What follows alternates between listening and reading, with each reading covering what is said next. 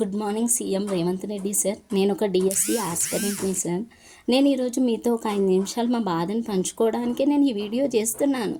ఎందుకంటే ప్రతి ఒక్కరము ఇంత మానసిక బాధను భరించలేకపోతున్నాం. మీ దాకా మేము ఈ వీడియోస్తో వచ్చాము అంటే మేము మానసికంగా ఎంత క్షోభపడుతున్నామో మమ్మల్ని అర్థం చేసుకోండి సార్.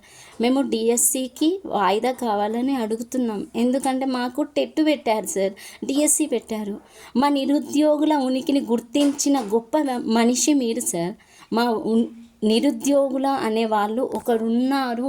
వాళ్ళకు సపోర్టింగ్గా నేను ఉండాలి, నిరుద్యోగుల తరపున నేనున్నాను రేవంత్ అన్నని అని చెప్పి మాకు ముందు నిలబడ్డారు సార్. అలాంటి మీ గొప్ప మనసుకి మేము పాదాభివందనాలు చేస్తాం సార్.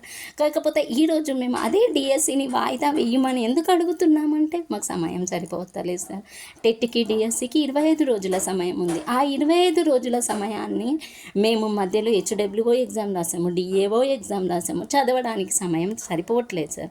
మేము మా syllabus TET syllabus DSC syllabus same కాదు సార్. మాకు డిఎస్సి సిలబస్లో ఉన్న పిఐఈ సబ్జెక్టు ఈ బుక్ ఒక్కటి చదవడానికి, మేము పిఐఈ సబ్జెక్టు చదవడానికి మాకు 30 రోజుల సమయం పడుతుంది సార్. అంటే మేము మానసికంగా చాలా క్షోభ అనుభవిస్తున్నాం సార్. మేము ఎవరితోని మాకు సంబంధం లేదు, ఏ రాజకీయ పార్టీలతో మాకు సంబంధం లేదు. ఎందుకంటే మేము నిరుద్యోగులం సార్. మేమందరం పేదవాళ్ళం, పేద బతుకులు మాయి.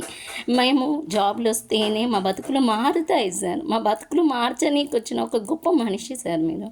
అలాంటి మీరు మా బాధను అర్థం చేసుకుంటారని నేను ఈ వీడియో చేస్తున్నాను.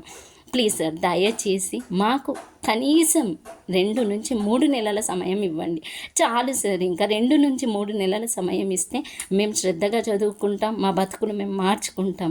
దయచేసి మా ఈ నిరుద్యోగుల బాధను మీరు అర్థం చేసుకుంటారని ఆశిస్తూ మీ ఒక చెల్లిగా, ఒక అక్కగా కోరుతున్నాను సార్. ప్లీజ్ సార్, ఈ ఒక్క వాయిదాని మా కోసం ఇవ్వండి సార్. మీకు దండం పెడతాం సార్.